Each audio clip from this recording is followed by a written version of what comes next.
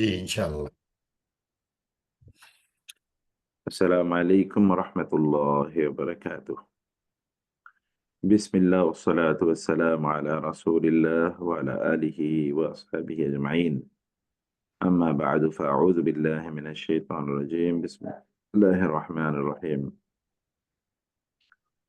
إن الذين توفاهم الملائكة ظالمي أنفسهم قالوا فيما كنتم قالوا كنا مستضعفين في الأرض قالوا ألم تكن أرض الله واسعة فتهاجروا فيها فأولئك مأواهم جهنم وساءت مصيرا إلا المستضعفين من الرجال والنساء والولدان لا يستطيعون حيلة ولا يهتدون سبيلا فأولئك عسى الله أن يعفو عنهم وكان الله عفوا غفورا ومن يهاجر في سبيل الله يجد في الأرض مراغما كثيرا وسعة ومن يخرج من بيته مهاجرا إلى الله ورسوله ثم يدركه الموت فقد وقع أجره على الله وكان الله غفورا رحيما. আল্লাহ তাআলা শুকর আদায় করছি, তিনি আমাদেরকে অত্যন্ত গুরুত্বপূর্ণ আজকের এই ক্লাসে জয়েন করার তৌফিক দান করেছেন। রাসূলুল্লাহ সাল্লাল্লাহু আলাইহি ওয়াসাল্লামের উপর দরুদ এবং সালাম বর্ষিত হোক। আল্লাহুম্মা সাল্লি ওয়া সাল্লিম আলা নাবিয়িকা মুহাম্মাদ। আল্লাহুম্মা সাল্লি আলাইহি, আল্লাহুম্মা বারিক আলাইহি। আমরা আজকে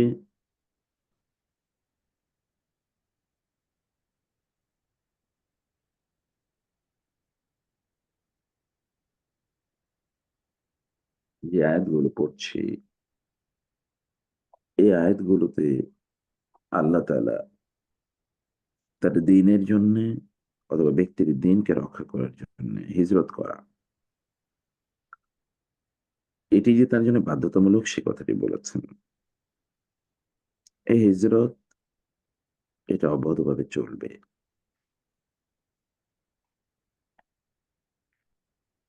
হিজরত কেবলমাত্র একটি রাষ্ট্র ত্যাগ করে আরেকটি রাষ্ট্রে যাওয়া নয়, বরং এটি একটি এলাকা ত্যাগ করে আরেকটি এলাকায় চলে যাওয়ার ব্যাপারও। আপনি যারা ইউরোপে থাকেন, আপনারা এই কাজটি করেন সাধারণত। যে আপনার মসজিদের কাছে মসজিদ বেসড কমিউনিটি ডেভেলপ করার জন্য মসজিদের কাছাকাছি আপনারা চলে যান।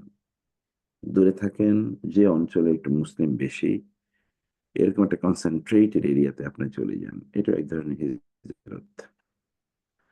আপনার সন্তানকে কোনো ইসলামিক প্রতিষ্ঠান, মাদ্রাসা অথবা মসজিদে ভর্তি অথবা ইসলামিক স্কুলে ভর্তি করাতে চান,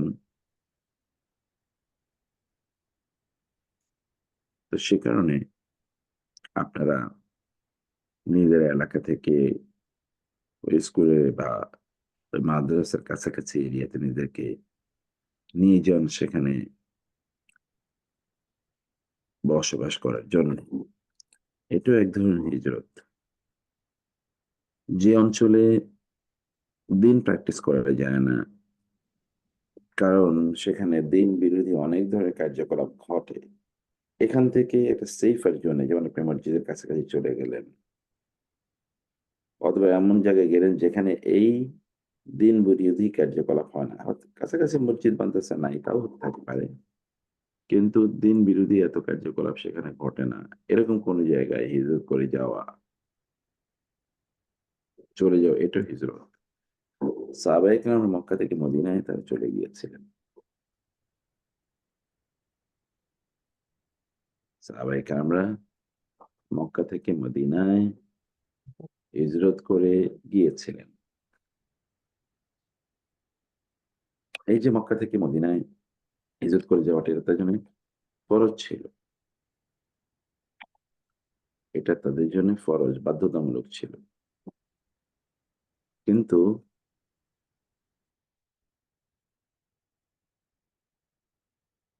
এরপরে মক্কা থেকে মদিনায় হিজরতের পর আর নতুন করে দেশ থেকে আরেক দেশে চলে যাওয়ার বাধ্যতামূলক হিজরত নাই। এটি একটি সহিহ হাদিসের বক্তব্য। কোন সমস্যা নেই। সেটি সেই সময়ের কথা বলা হয়েছে যে এখন মক্কা থেকে মদিনায় হিজরত করে যাওয়ার বাধ্যবাধকতা এখন আর নাই। কারণ মক্কা অলরেডি বিজয় হয়ে গেছে। ফলে মক্কা থেকে মদিনায় আর হিজরত করে যেতে হবে না। কিন্তু মক্কা থেকে মদিনায় হিজরত করতে হবে না যেমন ঠিক আছে, ঠিক তেমনিভাবে আপনার জন্যে এক দেশ থেকে এখন অন্য দেশে যেখানে আপনি দিনকে সঠিকভাবে চালাতে পারছেন না, এরকম দেশে বা এক অঞ্চল থেকে অন্য অঞ্চলে চলে যাওয়ার এই ইস্যুটি তো এখন রয়ে গেছে। সেটি অব্যাহতভাবে এখনো আছে। প্রশ্ন হলো এটি কেন গুরুত্বপূর্ণ? সেই উত্তরই এখানে আছে। যখন ফেরেশতারা কিছু, কিছু মানুষের প্রাণ সংহার করবেন,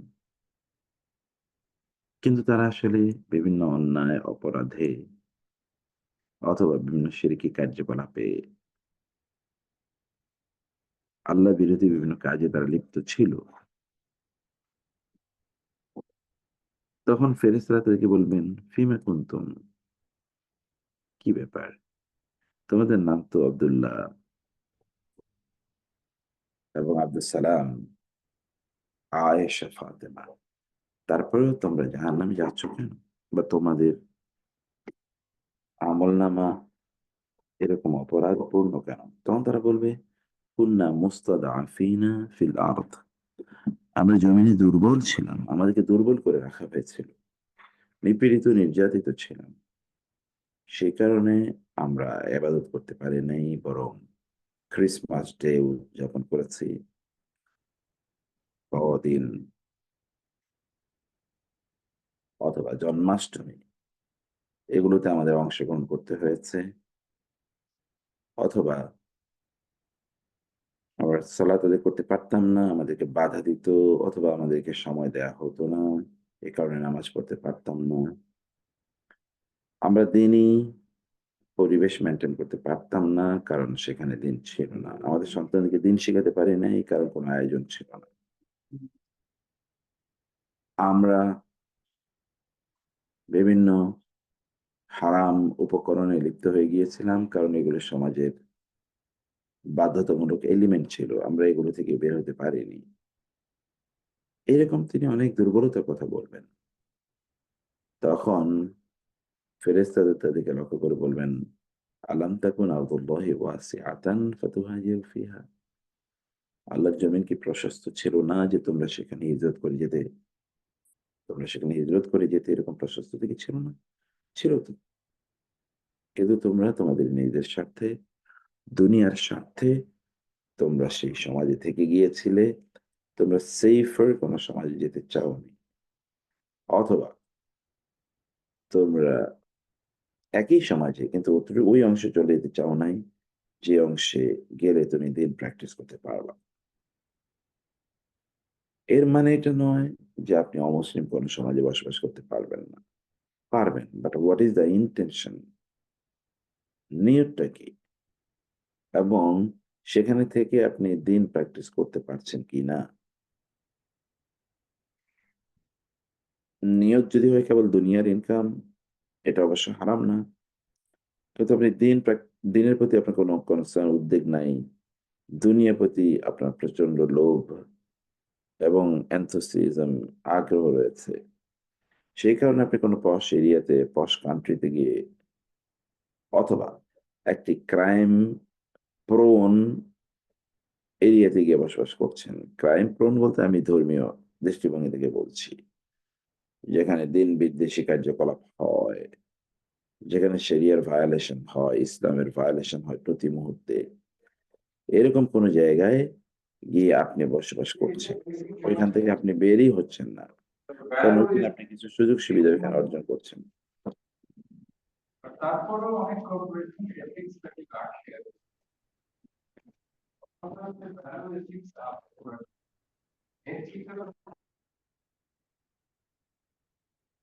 কারণ ওইখানে আপনি কিছু সুযোগ সুবিধা পাচ্ছেন, সে কারণে আপনি ওই জায়গাটা ছাড়েন না। এমনকি আল মুহাজির মানে হচ্ছে যিনি তার নিজের অন্তরের পাপ বা পঙ্কিলতা তিনি ছেড়ে দেন। যিনি অন্তরের পাপ পঙ্কিলতা ছেড়ে দেন, এইরকম ব্যক্তিকেও মুহাজির বলা হয়। তো তার অন্তরটা কেন লালসাপূর্ণ ছিল, কেন তিনি অশ্লীলতার মধ্যে নিমজ্জিত ছিলেন, তিনি বলবেন that was the trend in the society. সমাজে এটিই ছিল প্রচলন। তো এই প্রচলন থেকে আমরা বের হতে পারি নাই। তারা বিভিন্নভাবে অন্য উপকরণের উপর দোষ চাপানোর চেষ্টা করবে অথবা অভিজুহাত হিসেবে সেগুলোকে দেখানোর চেষ্টা করবে। তখন ফেরেশতারা বলবে, আলাম তাকুন আরদুল্লাহি ওয়াসিআতুন, আল্লাহর এই জমিন কি বিস্তৃত ছিল না তোমার জন্য? ফাতুহাজিরু ফিহা, এরকম একটা জমিনে কি তুমি হিজরত করে যেতে পারতে না? ফাউলাইকা মাওয়াহুম জাহান্নাম, ফলে আগের লোকদের, তাদের যাদের অনইসলামিক কোন অবস্থায় বসবাস করার ব্যাপারে তাদের কোনো আপত্তি ছিল না, মনের দিক থেকেও তারা খুবই প্রশান্ত ছিল, সন্তুষ্ট ছিল, পরিতৃপ্ত ছিল এবং দিনের প্রতি তাদের কোনো আগ্রহ ছিল না। সে কারণে তাদের অন্তরে কোনো ধরনের খারাপ লাগাও তৈরি হয়নি।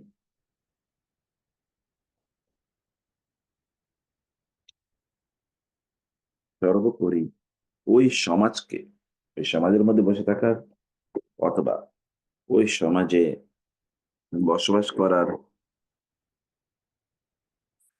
মধ্যে ওই সমাজকে পরিবর্তনের জন্য কোনো তিনি উদ্যোগও গ্রহণ করেন নাই, বরং সমাজের মধ্যে তিনি ডুবে গিয়েছিলেন।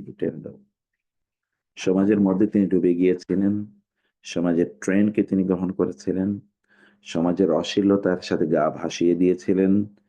ইসলাম বিরোধিতার অথবা ইসলাম বিরোধী যত কার্যকলাপ আছে সেগুলোকে তিনি অনাপত্তির সাথে গ্রহণ করেছেন। প্রয়োজনে সুযোগ পেলে সেগুলোতে তিনি জয়েনও করেছেন।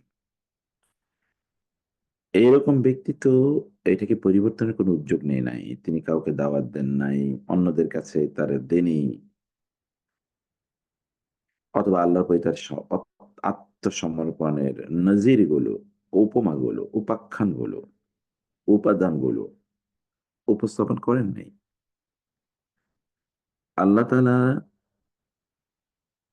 এদেরকে বা ফেরেশতারা এদেরকে মৃত্যু দেওয়ার পর ফেরেশতারা তখন তাদেরকে বলবে, আলাম তাকুন আরদুল্লাহি ওয়াসিআতান, আল্লাহর জমিন কি প্রশস্ত ছিল না? ফাতুহাজিরু ফিহা, তোমরা তো সেখানে হিজরত করতে পারতে, তোমরা তো সেখানে হিজরত করতে পারতে। ফাউলাইকা মাওয়াহুম জাহান্নাম, এদের মাওয়া হবে জাহান্নাম। মাওয়া, মাওয়া মানে কি? এদের আবাস হবে জাহান্নাম,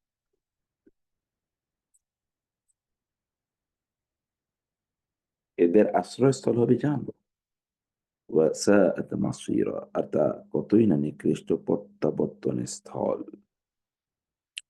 কিন্তু إلا المستضعفين من الرجال والنساء والولدان لا يستطيعون حيلة ولا يهتدون سبيلا, তবে যারা সত্যিকার অর্থে নিপীড়িত, নির্যাতিত, দুর্বল করে রাখা হয়েছে এরকম আর রিজাল পুরুষ মানুষ, ওয়ান নিসা নারীরা, ওয়াল উইলদান এবং শিশুরা, লা ইয়াস্তাতিউনা হিলাতান, তারা সক্ষম হয়নি কোনো উপায় অবলম্বন, কোনো উপায় অবলম্বনকে ধারণ করতে সক্ষম হয়নি, ওয়ালা ইয়াহতাদুনা সাবিলা, এবং কি কাজ করবে সেই পথও তারা খুঁজে পায় নাই। এরকম অর্থাৎ সমাজে যারা যে সকল লোকেরা বয়োবৃদ্ধ, যারা নারী এবং যারা শিশু, তারা ওই সমাজ থেকে বের হতে চেয়েছে, কিন্তু ওই সমাজ থেকে বের হওয়ার পথ তারা খুঁজে পায় নাই। কোন পথে বের হবে? ওই সমাজ থেকে বের হওয়ার কোনো উপায়ও তারা খুঁজে পায় নাই। উপায় অনেক রকম, কোথায় যাবে তা তারা জানতো না, because of their non information. অথবা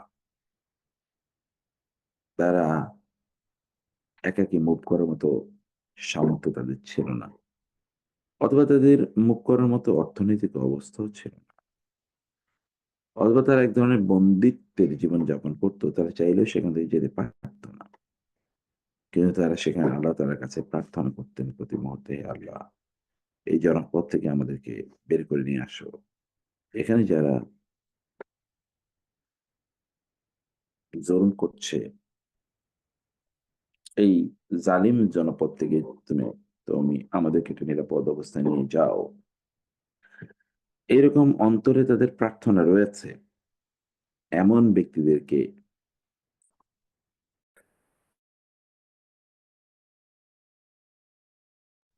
এমন ব্যক্তিদেরকে আল্লাহ সুবহানাহু ওয়া তাআলা উলাইকা আসাল্লাহু আন ইয়াফু আনহুম, এরা যদি কোনো দিন এর জন্যে কন্ডিউসিভ নয় এমন সোসাইটিতে তারা চাইলে বসবাস করতে পারে। কারণ তারা তো দুর্বল। তারা মুভও করতে পারে নাই অন্য কোথাও। আবার তারা এই সমাজকে পরিবর্তনের মতো সামর্থ্য রাখে না। সিম্পল দুর্বল। or they are very old in age, or their women and children. তারাই তো they are dependents upon others. তো তারা কিভাবে অন্যদেরকে পরিবর্তন করবে? এরকম দুটো জিনিস আমি বললাম। এই জাতীয় ব্যক্তিদেরকে কেবল এদেরকে আসাল্লাহু আন ইয়াফু আনহুম ওয়া কানা আল্লাহু আফুওয়ান গফুরা। আল্লাহ তাআলা ক্ষমাশীল এবং মেহেরবান। ওকে। শুধু তাই না, তারপরে কি? ওয়া মান ইউহাজির, দিস ইজ ইম্পোর্টেন্ট এবং এটি আপনাদের অনেকেরই কাজে লাগবে। ওয়া মান ইউহাজির ফি সাবিলিল্লাহ, কেউ যদি আল্লাহর রাস্তায় হিজরত করে।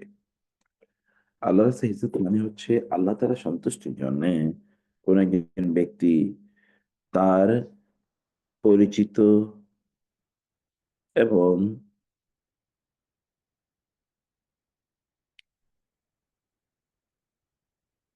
নিজের সম্পদ, সহায় সম্পদ সবকিছু যে অঞ্চলে আছে এগুলো সব পরিত্যাগ করে কেবল আল্লাহ সন্তুষ্টির জন্যে, আল্লাহকে যেই অঞ্চলে পাওয়া যাবে, আল্লাহ বিরোধিতায় যে অঞ্চলে আপনি বিভ্রান্ত হওয়ার কোনো সম্ভাবনা নাই, এইরকম কোন জায়গায় যদি কেউ হিজরত করে, ইয়াজিদ ফিল আরদি মুরাগামান কাসীরা, তাইলে এই ব্যক্তি এই জমিনের মধ্যে বহু আশ্রয়স্থল পাবেন। মুরাগামান, রাগাম, মুর রাগিমা, রাগামান মানে আশ্রয়স্থল। তিনি এই পৃথিবীতে প্রচুর পরিমাণ আশ্রয়স্থল খুঁজে পাবেন। ওয়াসাআতান, এবং পাবেন প্রাচুর্য। খেয়াল করবেন জিনিসটি। যদি কেউ আল্লাহর রাস্তায় তিনি হিজরত করেন, কারণ যেখানে তিনি আছেন এখানে তিনি ওই যে বিভিন্ন কারণে তিনি দিন প্র্যাকটিস করতে পারছেন না, তার পরবর্তী প্রজন্মকে দিন শেখাতে পারছেন না, তাহলে তিনি এমন জায়গায় যদি হিজরত করে যান যেখানে গেলে তার নিজকে এবং তার পরিবারের সদস্যদেরকে তিনি রক্ষা করতে পারবেন। কারণ পরিবারে যারা আছে তারা সবাই দুর্বল। এই দুর্বলরা very much prone to social impact.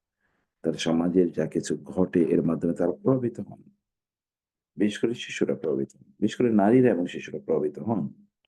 সে কারণে আল্লাহ তাআলা বলেছেন, আপনি living everything behind of your positions, আপনার পেছনে সবকিছুকে ফেলে দিয়ে আপনি আল্লাহর ভালোবাসায় যখন এক অঞ্চল থেকে আরেকটা অঞ্চল, এক দেশ থেকে আরেকটা দেশে, এক সমাজ থেকে আরেকটা সমাজে যখন আপনি হিজরত করেন, তখন আপনি জমিনে অনেক আশ্রয়স্থল পাবেন। আপনি মনে করেছেন যে আপনি এত বছর এত পরিচিত লোকদের মাঝে ছিলেন, নতুন একটা এরিয়া যাবেন, কেমন হবে, কি চিনবে, ইত্যাদি ইত্যাদি। No, you will get a better place there ওয়াসা। এবং এখানে আপনি যে সম্পদ রেখে যাচ্ছেন অথবা এর কারণে আপনি যা কিছু ক্ষতিগ্রস্ত হচ্ছেন তার চেয়ে অনেক অনেক বেশি প্রাচুর্য আল্লাহ তাআলা অন্য জায়গায় ব্যবস্থা করে রেখেছেন।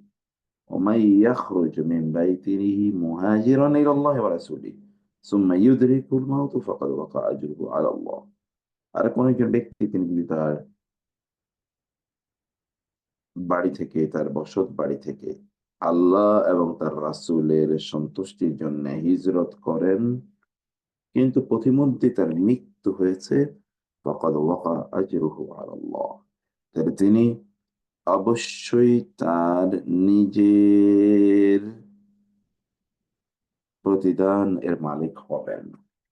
বরং আল্লাহর উপর দায়িত্ব হয়ে যায়। আল্লাহ নিজেই বলছেন, যেন আল্লাহ তাআলার উপর অবধারিত হয়ে যায়। অথচ কোন কিছু কিন্তু আল্লাহর উপর অবধারিত নয়। কিন্তু as if these people has sacrificed their persons and their properties.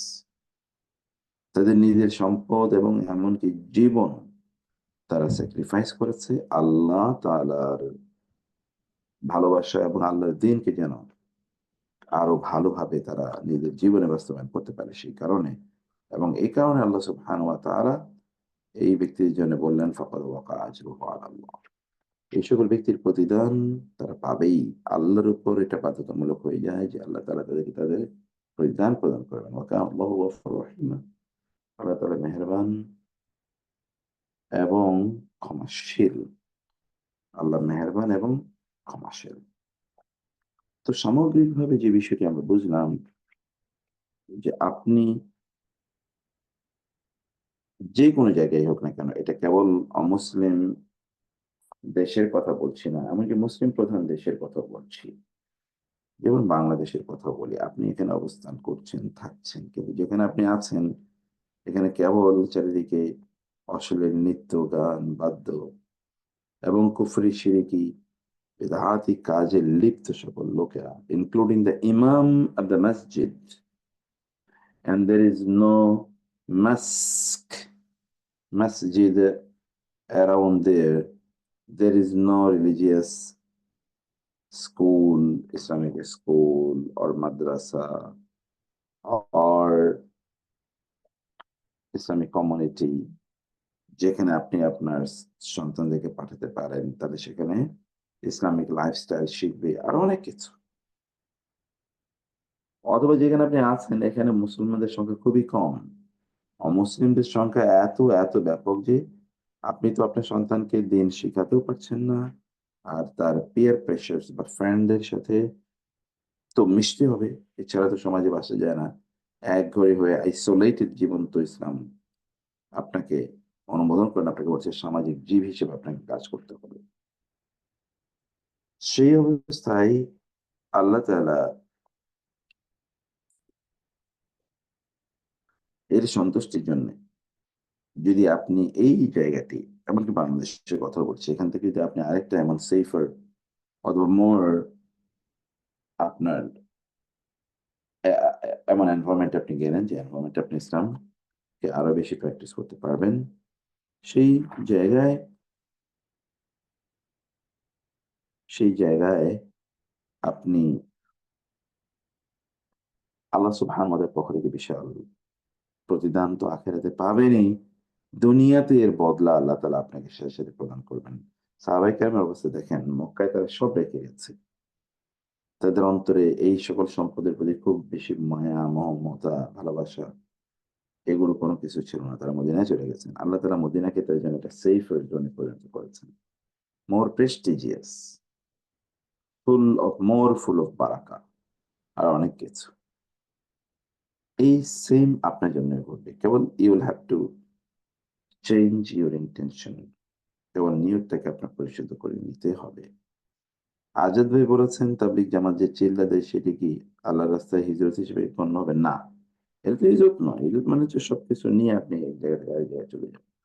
এটা সবকিছু একটা দাওয়াতি কাজ। দাওয়াতের উদ্দেশ্যে ঘর থেকে বের হয়েছেন। এটা তো সব পেছনে রেখে দিয়ে তিনি পার্মানেন্টলি অন্য জায়গায় চলে যাচ্ছেন। এরকম। তিনি দিন শেখার জন্যে গিয়েছেন। তাহলে তো সকল ছাত্ররা যারা দেশ থেকে এক দেশ থেকে আরেক দেশে যায় পড়াশোনা করার জন্য, তারাও হিজরত করেছে বলে পরিগণিত হবে না। সেটা হিজরা নয়। সেটা এমনিতেই এটি দিনই কাজ। তো আল্লাহ তাআলা আমাদেরকে একটি দিনী পরিবেশে থাকার তৌফিক দান করুন। দিনী পরিবেশ যে কত গুরুত্বপূর্ণ তা আপনি ধরেন বাংলাদেশের কথা বলি। আপনার সন্তানকে উম বা আমাদেরকে কেউ এরকম শিখিয়ে দেওয়ার প্রয়োজন হয় নাই। বড়দেরকে দেখলে সালাম দেবে, ছোটদেরকে দেখলে স্নেহ প্রদান করবে। এগুলো কিন্তু built in values of the society, মুসলিম সমাজে। কাউকে দেখলেই সালাম প্রদান করবে। জিজ্ঞেস করলে, "কেমন আছেন?" "আলহামদুলিল্লাহ।" আপনি দেখেন হিন্দুকে জিজ্ঞেস করলো সে, আপনাকে বলবে, আপনাকে দেখলেই সালাম দেবে এবং বলবে যে জিজ্ঞেস করলে, "আলহামদুলিল্লাহ।"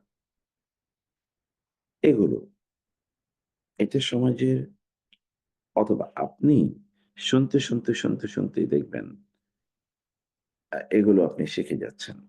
সুবহানাল্লাহ, আলহামদুলিল্লাহ, আল্লাহু আকবার, লা ইলাহা ইল্লাল্লাহ, আস্তাগফিরুল্লাহ, আল্লাহুম্মা সাল্লি আলা মুহাম্মাদ।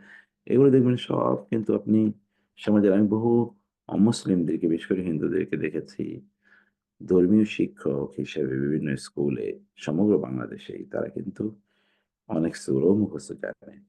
আর বাকি তো অনেক কিছু তারা জানেই। কিন্তু এটা কেন তৈরি হচ্ছে? এটির কারণ হলো সমাজ এবং সভ্যতার কারণে। অন দ্যা আদার হ্যান্ড আপনি দেখবেন আমরা কিন্তু দিন সম্পর্কে খুব বেশি কিছু জানি যে এরকম কিন্তু না। কারণ কি? আমরাও যে সভ্যতায় বসবাস করছি সেই সভ্যতাটা দিন শেখানোর উপযোগী না। দিন শেখানোর উপযোগী না বা দিন শেখার উপযোগী না। সেই কারণে আমাদেরকে দিন শেখার উপযোগী এমন একটা জায়গায় যেতে হবে। সাহাবায়ে কেরাম রাদিয়াল্লাহু তাআলা আনহুম একে সামনে রেখে রাসূল সাল্লাল্লাহু আলাইহি ওয়াসাল্লাম বললেন যে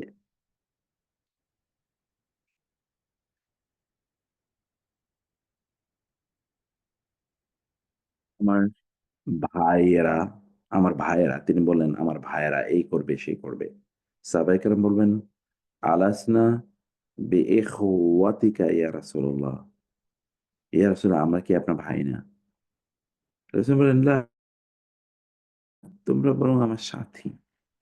আমার ভাই হচ্ছে তারা, যারা আমাকে না দেখে ইসলাম গ্রহণ করবে, ঈমান আনবে এবং সেই ঈমান অনুসারে চলার চেষ্টা করবে।"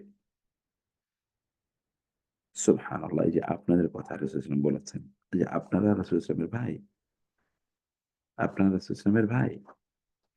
এবং আপনাদের জন্য রাসূলুল্লাহ স্পেশাল কনসার্ন ছিল। এখন প্রশ্ন হলো যে রাসূলুল্লাহ সাল্লাল্লাহু আলাইহি ওয়াসাল্লাম যখন বললেন যে, "ওই সময় যারা দিন প্র্যাকটিস করবে তাদের জন্যে তোমাদের ৫০ গুণ সওয়াব লিখিত হবে।" সাহাবায়ে কেরাম থেকে রাসূল সাল্লাল্লাহু আলাইহি ওয়াসাল্লাম বলছেন যে, "আমার ভাইয়েরা যখন আসবে" এবং ভাইয়েরা কারা? যারা আমাকে না দেখেই ইসলাম গ্রহণ করবে বা তারা ঈমান আনবে। ওরা আমার ভাই, তোমরা তো আমার সাথী।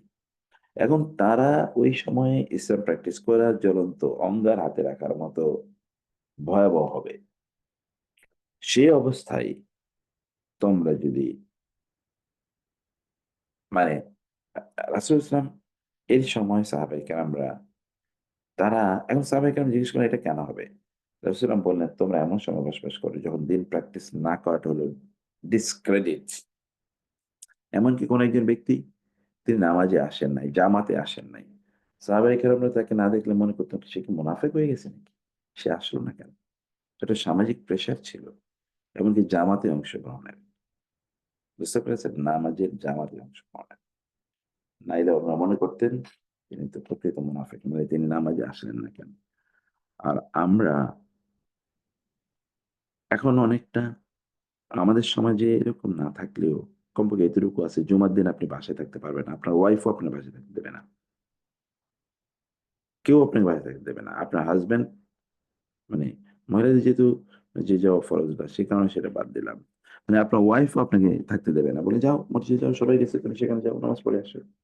এরকম তারা বলবে। হুম। তাইলে এটা একটা পজিটিভ এনভায়রনমেন্ট। কিন্তু এমন একটা জায়গা আছে যেখানে আপনি নামাজ পড়তে গেলে অন্যরা আপনাকে বিভিন্নভাবে সন্দেহের দৃষ্টিতে দেখবে। বাংলাদেশে এমন সময় ছিল যে আপনি ফজরের নামাজ জামাতে আদায় যারা করে তাদেরকে নেগেটিভ মার্কিং দেয়া হতো। যে তাদের প্রমোশন চলবে না। বিশেষ করে মানে ল এনফোর্সিং এজেন্সি গুলোতে যারা চাকরি করত তাদের ব্যাপারে এটা হতো। মোর স্পেশালি খুব প্রেস্টিজিয়াস আর্মিতেও এটার চর্চা অনেক বেশি ছিল আমাকে অনেকেই বলেছেন। ক্যান্টনমেন্টের চর্চা ছিল অনেক বেশি। ফজর নামাজে কারা যায় তাদেরকে চিহ্নিত করে রাখো এবং তার ট্র্যাক রেকর্ড এটাকে একটা নেগেটিভ ইয়ে হিসেবে রাখো। কারণ তার মধ্যে জঙ্গিবাদের প্রতি দুর্বলতা খুঁজে পাওয়া যায়, তাই না? কিন্তু আপনি এখন যেমন একটা পজিটিভ এনভায়রনমেন্ট আছে, এখন আপনার যা মনে চায় দিনই কাজ তাই করতে পারেন। যদিও এই সুযোগে অনেকেই খুবই খারাপ কাজও করছে দিনের নামে। আমি সে কথা বলছি না। আমি বলছি যে কমপক্ষে ভালো একটা এনভায়রনমেন্ট তৈরি হয়েছে, যেটা দীর্ঘদিন পর্যন্ত আমাদের এখানে ছিল না। তো রাসূলুল্লাহ সাল্লাল্লাহু আলাইহি ওয়াসাল্লামের সময়ে অথবা পরবর্তীতে সাহাবায়ে কেরামের অবস্থা এটা ছিল। যেমন আপনি দেখবেন যে প্রায় শত, শত বছর জুড়ে পড়াশোনার মাধ্যম ছিল একটাই। মানে পড়াশোনার উপকরণ ছিল একটাই, যে কোরআন পড়তে হবে, হাদিস পড়তে হবে, ফিকহ পড়তে হবে, আকীদা পড়তে হবে। এগুলো মাস্ট। সবাইকে এগুলো পড়তে হবে। এবং এই কারণে অঙ্কের যিনি পণ্ডিত, তিনি সাথে, সাথে কোরআনেরও মুফাসসির। যিনি বিজ্ঞানের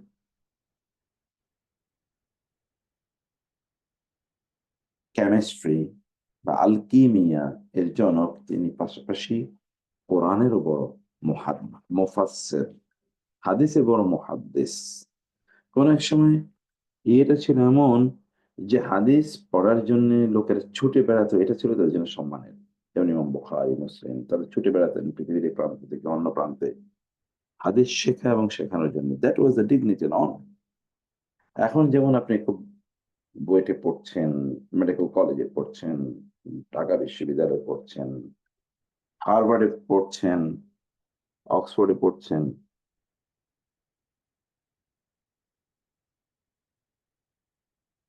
এরকম অসংখ্য প্রতিষ্ঠান আছে যেগুলো আপনার জন্য, এমআইটিতে পড়ছেন। এগুলো আপনার জন্য খুবই গর্বের যে আমি ওখানে পড়ছি অথবা ওইখানে আমি পড়াচ্ছি। এটি একটা ক্রেডিট আপনার জন্য। তখন হাদিস নিয়ে কেউ পড়াশোনা করে তার জন্য ক্রেডিট ছিল। উনি দেখেন হাদিস নিয়ে পড়ছে, তাই না? এখন হাদিস নিয়ে পড়ছে, এটা কোন ক্রেডিট? এই না। সমাজ তৈরি হয়েছে এরকম। এরকম একটা সময়ে আপনি দিনের উপর অবিচল থাকা ইজ ভেরি টাফ। সেই দিকেই রাসূলুল্লাহ সাল্লাল্লাহু আলাইহি ওয়াসাল্লাম ইঙ্গিত করে সাহাবায়ে কেরামদেরকে কথা বলেছেন। তো আপনাকে এইরকম মানসিকতা থেকে হিজরত করতে হবে যে আপনি এই মানসিকতা লালন করছেন না। আপনি দিনের প্রতি আপনার মমতা আছে। এই সময়ে যখন সমাজের স্রোত বিপরীত, স্রোত এক ধরনের ট্রেন্ড তৈরি করেছে, আপনি স্রোতের সেই ট্রেন্ড থেকে বের হয়ে এসে আপনি দিনমুখী ট্রেন্ড গ্রহণ করলেন। এইটাও এক ধরনের হিজরত। এবং আপনি এটা করলে আপনি লাভবান হবেন, আপনি ক্ষতিগ্রস্ত হবেন না। হতে পারে আপনি ম্যাথমেটিক্স পড়ে অনেক বড় চাকরি করতে পারতেন। কিন্তু আপনি হাদিস পড়ে হয়তোবা অনেক বড় চাকরি করতে পারবেন না। কিন্তু রিজিক বা জীবিকা আল্লাহ তাআলা আপনাকে তার চেয়ে অনেক বেশি সম্মান বা মর্যাদার চেয়ে অনেক বেশি আল্লাহ আপনাকে দিতে পারেন। That is his concern, and as per his commitment he is supposed to give it. এটা তার সিদ্ধান্ত অনুসারী অথবা তার এখানে কমিটমেন্ট অনুসারী। এটা আল্লাহ তাআলা তাকে দিতে বাধ্য। বলে তিনি বলেছেন, "ফাকাদ ওয়াকা আজরুহু আলা আল্লাহ।" আল্লাহর উপর তাকে স্পেশাল প্রতিদান দেয়া আল্লাহর জন্য এটা বাধ্যতামূলক হয়ে যায় বলে আল্লাহ তাআলা জানাচ্ছেন। তো এই হচ্ছে আসলে আয়াতগুলোর মর্মার্থ। আমি আয়াতগুলো নিয়ে শাব্দিক বিশ্লেষণ করব ইনশাআল্লাহ। আমরা চাইলে আজকেও করতে পারি, ছোট তো, অথবা নেক্সট ক্লাসেও আমরা করতে পারি। সেটা আপনাদের যা মনে হয়। ওকে, আমরা আজকে করে দেই ইনশাআল্লাহ, যেহেতু ছোট। জি, আজকে করে দিন। ইন্না, নিশ্চয়ই আল্লাযীনা যারা তাওয়াফফাহুম, তাওয়াফফা মানে মৃত্যু দেয়, হুম তাদেরকে, আল মালায়েকাতু ফেরেশতা,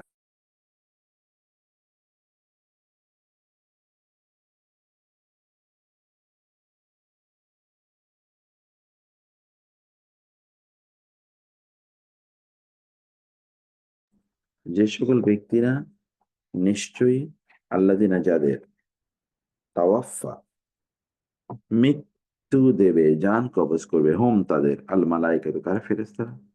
জান কবজের দায়িত্ব তো ফেরেশতাদেরই। কিন্তু তারা ছিল কি জালিমি, জুলুমকারী, জালিমিনা মূলত ছিল। এখানে একটা নুন ছিল। আর এটা যেহেতু এদাফা হয়েছে, এদাফা হওয়ার কারণে নুনটি পড়ে গিয়েছে। জালিমি আনফুসিহিম, তাদের নিজেদের উপর তারা জুলুমরত অবস্থায় ছিল। এই জুলুমরত অবস্থা নিয়ে আমি বলেছি। নিজেরা তারা এমন কাজ করছে যে কাজ ব্যক্তিকে জাহান্নামের উপযুক্ত করে ফেলছে। তাহলে এই ব্যক্তি তার নিজের উপর জুলুম করছে। আচ্ছা, যে ব্যক্তি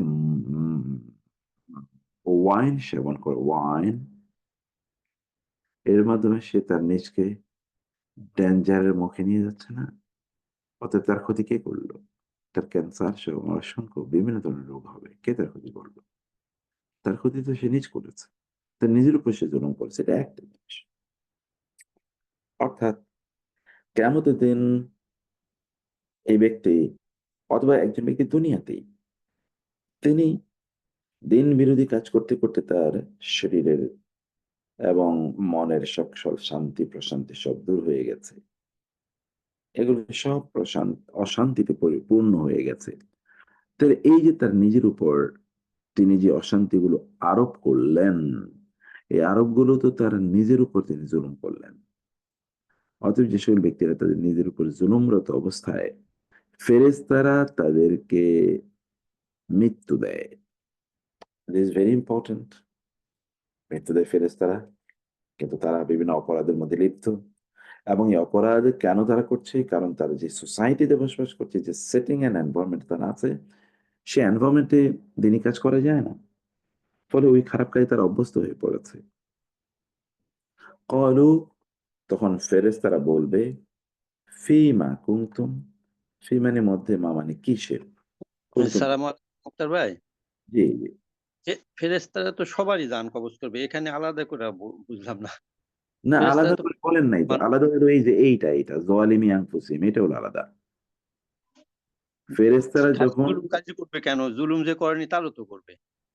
না, না, বলছে যে যেই সকল ব্যক্তিরা নিজের উপর জুলুম করে ওই সকল ব্যক্তিদের যখন জান কবজ করবে তখন কি বলবে? আচ্ছা সাধারণ মানুষকে তো এর এই কথা বলবে না। পরের অংশটা হলো মূল বক্তব্য, এই আচ্ছা অংশটা। তখন ফেরেশতারা তাদেরকে বলবে। ঈমানদারদেরকে তো আর ফেরেশতারা এই কথা বলবে না। ঈমানদারদেরকে ফেরেশতারা তখন বলবে, সালামুন আলাইকুম তিবতুম, আসসালামু আলাইকুম, কেমন আছেন? আরে আপনার জন্য তো মহারাজত্ব, প্রাসাদ অপেক্ষা করছে। এটা বলবে ফেরেশতারা তাদেরকে। কিন্তু এদেরকে বলবে, হেই, ফিমা কুনতুম, ফি মধ্যে মা কিসের কুনতুম, তোমরা কি অবস্থা ছিল? তোমাদের অবস্থা এরকম কেন? এই তোমরা কি তোমাদেরকে জাহান্নামে যেতে হচ্ছে কেন? তোমাদের এত ভয়াবহ অবস্থা কেন? ফেরেশতারা এদেরকে অ্যাপ্রোচ করছে এরকম, আর ওদেরকে অন্যদেরকে অ্যাপ্রোচ করছে ফেরেশতারা। যখন এখানে তাওয়াফাহুমুল মালায়েকাতু, এখানে হবে তাইয়্যিবিনা আনফুসিহিম, যে তারা তাদের নিজেকে প্রশান্ত অবস্থায় অথবা উত্তম অবস্থায় ফেরেশতারা যাদের জীবন নেবে ওই রকম হবে ওখানে। তখন ফেরেশতাদেরকে এসে বলে, আহলান সাহলান মারহাবা, আরে কেমন আছেন? ভালো, মাশাআল্লাহ, আপনি তো অনেক সুসংবাদ আপনার জন্য। আর যদি বলে, তোমাদের তো অবস্থা খুবই খারাপ, ঘটনা কি? তুমি কি করছিলা? কোথায় ছিলা? কেমনে ভাবে সময় কাটাইছো? ফিমা কুনতুম, এটা এরকম। ক্বালু, তখন তারা বলবে, এই লোকেরা এরা বলবে, কুন্না, আমরা ছিলাম মুস্তাদআফিন, নিপীড়িত, নির্বাচিত, দুর্বল, নিপীড়িত আমরা ছিলাম। কোথায়? ফি মধ্যে আল আরদ, জমিনের মধ্যে। মানে হচ্ছে আমরা পৃথিবীতে খুবই দুর্বল অবস্থায় রাখা হয়েছে। মুস্তাদআফ মানে কিন্তু দয়ীফ না। দুআফা, দয়ীফের বহুবচন। ওই যে জয়ীফ হাদিস আমরা বলি। তো আমরা নিজেরা দুর্বল ছিলাম না, আমাদেরকে দুর্বল করে রাখা হয়েছে। ভালো করে খেয়াল করবেন। ইস্তেদাআফ মানে হচ্ছে অন্য কেউ আপনাকে দুর্বল করে রাখা, আপনি না। তার মানে আপনি দিন প্র্যাকটিস করতে পারছেন না। দিন প্র্যাকটিস করলে আপনার অনুমোদন লাগবে। দিন প্র্যাকটিস করলে আপনাকে জঙ্গি হিসেবে ধরে নিয়ে যাবে। দিন প্র্যাকটিস করলে আপনাকে প্রমোশন দেবে না। আপনার স্যালারি, আপনার চাকরি হবে না। আপনাকে আহ, আহ, উম, মানে অন্যরা আইসোলেটেড করে রাখবে, একঘরে করে রাখবে। আপনি বন্ধু-বান্ধব পাবেন না। এরকম অনেক কারণে আপনাকে আহ, মানে তারা ইন্টারনালি দুর্বল করে গেছে। আরেকটা হলো এক্সটার্নালি দুর্বল করে গেছে। ও ও ও ইসলাম প্র্যাকটিস করলে আপনি ধরে নিয়ে যাবো, আপনার নিয়ে মানে আয়নাঘরে বন্দি করে রাখবো, আপনার কারাগারে বন্দি করে রাখবো, আপনাকে ফাইন দেওয়া হবে। ওকে, আপনি পরোক্ষভাবেই, অথবা ধরুন আপনাকে এমন ভাবে রাখা হলো যে আপনি দিন প্র্যাকটিসই করতে পারছেন না, করতে পারবেন না আপনি। এটা হলো ফিজিক্যালি আপনাকে দুর্বল করে রাখা। যেমন মক্কায় রাখা হয়েছিল। তারা ইসলাম প্র্যাকটিস করতে গেলে, নামাজ পড়তে গেলে তাদেরকে ধরে নিয়ে যেত। কোরআন তেলাওয়াত করলে তাদের উপর টর্চার করা হতো। মানে এরকম। মুক্তার ভাই, কত জি। এই যে মুস্তাদ আফিনা, এটা কি ইস্তাদাফা ভার্ব হবে নাকি? হ্যাঁ, হ্যাঁ, ফাইল ফেল ইস্তেদাফা ইস্তাদাফা, এক্সাক্টলি। এবং তার তার মাফুল হবে এটা নাকি? হ্যাঁ, এটা তার মাফউল। থ্যাংক ইউ মাশাআল্লাহ। মুস্তাদআফ তার মাফউল। তার মাফউল। এইজন্য মুস্তাদঈফ হচ্ছে কি ফাইল। মুস্তাদঈফ মানে যারা তাদেরকে দুর্বল করে রাখে। আর এটা হচ্ছে মুস্তাদআফ যাদেরকে দুর্বল করে রাখা হয়েছে। মানে someone else তাদেরকে দুর্বল করে রেখেছেন। তখন তারা কি বলবে? ক্বালু তারা বলবে ফেরেশতারা লাম তাকুন মানে কি? লাম তাকুন ছিল না আর জমিন আল্লাহর জমিন ওয়াসিআতান প্রশস্ত। আল্লাহর জমিন কি প্রশস্ত ছিল না? ফা অতএব তুহাজিরু তোমরা হিজরত করতে ফিহা সেই জমিনে তোমরা হিজরত করে যেতে পারতে। তোমরা এখানেই ছিলে, অন্য কোথাও যাইতে পারতে না? আল্লাহর জমিন তো আরো প্রশস্ত ছিল। সেখানে তোমরা হিজরত করে যেতে পারতে না? ফলে উলাইকা এরাই মাওয়া আশ্রয়স্থল হোম তাদের জাহান্নাম। ওয়া আর সাআত কতই না মন্দ, নিকৃষ্ট মাসীরা তাদের প্রত্যাবর্তন স্থল। এই সকল ব্যক্তিদের জাহান্নাম কতই না নিকৃষ্ট প্রত্যাবর্তন স্থল বা নিকৃষ্ট আবাসস্থল, যেখানে গিয়ে এরা থাকবে। তবে সত্যিকার অর্থেই কি কিছু লোক দুর্বল ছিল না? হ্যাঁ, সবে এক পাল্লার নয়। ইল্লা তবে আল মুস্তাদআফিনা সত্যিকার অর্থে যাদেরকে দুর্বল করে রাখা হয়েছিল। যেমন তারা কারা? যেমন মিনার রিজাল, মিন মধ্যকার রিজাল পুরুষদের মধ্যকার, মানে হচ্ছে বয়োবৃদ্ধ পুরুষদের, ওয়ান নিসা এবং নারীদের, নিসা নারীদের মধ্যকার, ওয়া এবং আল উইলদান শিশুদের মধ্যকার, যারা দুর্বল করে তাদেরকে রাখা হয়েছে। তার মানে এরা তো দুর্বল, নারীরা, বৃদ্ধরা, শিশুরা, তারা তো এক জায়গা থেকে আরেক জায়গায় হিজরত করে যেতে পারবে না। কিছুই তাদের করার মতো নাই তাদের ওইখানে। কারণ কি? লা ইয়াস্তাতিউনা তাদের সামর্থ্য ছিল না। হিলাতান কোন ধরনের? হিলা। হিলা আমাদের দেশে এই শব্দটি পরিচয় বলা হয় হিলা, হিল্লা দিয়ে, এইটাই সেই হিলা। যাই হোক, এই হিলা বা উপায় অবলম্বন, উপায় উপকরণ, কৌশল নেয়ার মতো অবস্থা তাদের ছিল না। অর্থাৎ এখান থেকে তারা যে হিজরত করে চলে যাবে, এই জন্যে যে কৌশল তাদের অবলম্বন করা দরকার বা যে উপায় উপকরণ তাদের থাকা দরকার, যেমন তাদের সম্পদ আছে, এগুলো এখানে না থাকলে অন্য জায়গায় আছে, সেখানে তারা চলতে পারবেন। অথবা তারা অন্য কারোর সাথে চুক্তিবদ্ধ হতে পারেন যে তোমরা আমাকে পৌঁছে দিলে আমরা তোমাদেরকে এরকম এরকম প্রদান করব। এটা তারা কোনো উপায় উপলম্বন পাচ্ছে না। আবার ওয়া এবং লা ইয়াহতাদুনা তারা পায়ও না খুঁজে সাবিলা। নিজেরা নিজেরা যে একাকী একাকী চলে যাবে এই পথও তারা চেনে না। আবার তারা কোনো উপায় অবলম্বন করে অন্যের সাহায্যে তারা পৌঁছবে, সেটাও তারা করতে পারছে না। আল্লাহ তাআলা বলছেন ফাউলাইক, ফলে উলাইকা এই সকল লোকেরাই, উলাইকা আশা করা যায় আল্লাহ আন যে ইয়াফুয়া ক্ষমা করবেন, আনহুম তাদেরকে আশা করা যায় যে এদেরকে আল্লাহ সুবহানাহু ওয়া তাআলা ক্ষমা করে দেবেন। ওয়া আর কানা হওয়ান আল্লাহ আফুয়ান অতীব মার্জনকারী এবং গাফুরা পরম ক্ষমাশীল। আল্লাহ অতি মার্জনকারী।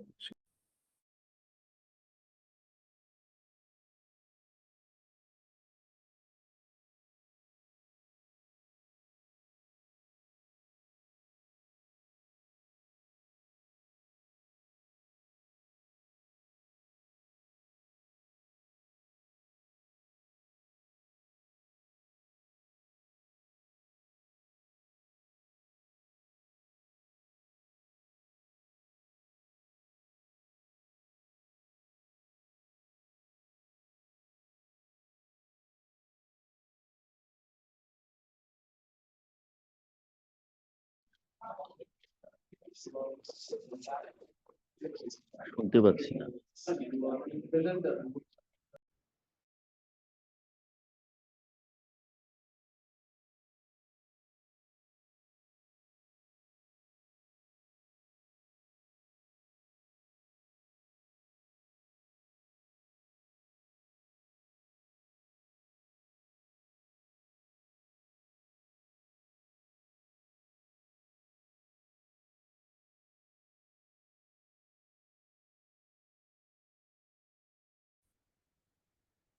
আল্লাহ তাআলা তাদেরকে ক্ষমা করে দেবেন। আর অন্যদিকে আর মান যে ইউহাজির হিজরত করে ফি সাবিলিল্লাহ আল্লাহর রাস্তায়। যে সকল ব্যক্তিরা আল্লাহর রাস্তায় হিজরত করে ফি সাবিলিল্লাহ ইয়াজিদ এখন এরকম একটা অবস্থায় একদল লোক তো তারা মানে they are not physically not financially fit and capable enough to immigrate to migrate from this to a more Islamic অথবা to an Islamic setting এটা আছে। আরেক দল আছে যারা হিজরত করে সবকিছু রেখে হিজরত করলো ইয়াজিদ সে পাবে ফি মধ্যে আল আরদি জমিনে মুরাগামান বহুবচন আশ্রয়স্থল প্লেসেস অফ রিফিউজ কাসিরা অনেক এবং সাআতান প্রাচুর্য ওই ব্যক্তি প্রাচুর্য পাবে প্রচুর প্রাচুর্য তিনি পাবেন মানে তিনি যে সম্পদ রেখে হিজরত করেছেন তার চেয়ে বেশি আল্লাহ তাআলা তাকে প্রদান করবেন। আল্লাহ তাআলা তাকে তার চেয়ে অনেক বেশি প্রদান করবেন। ওয়া আর মান যে ইয়াখরুজু সে বের হয় মিন বাইতিহি তার ঘর বাড়ি হতে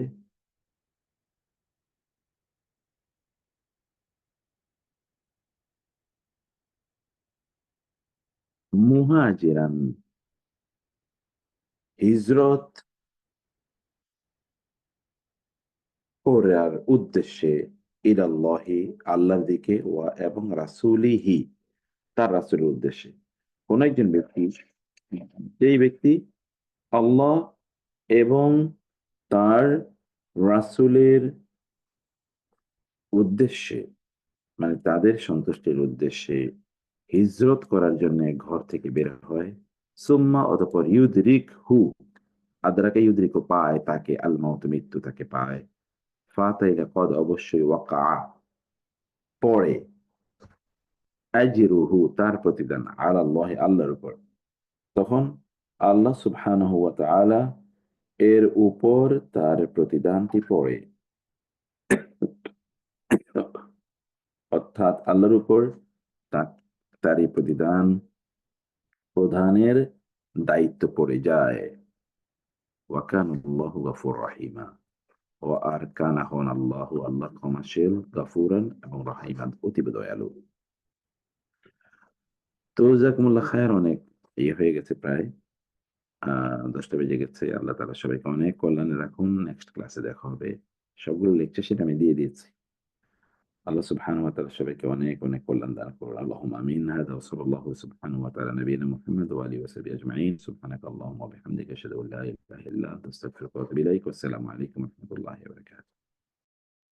ওয়ালাইকুম আসসালাম।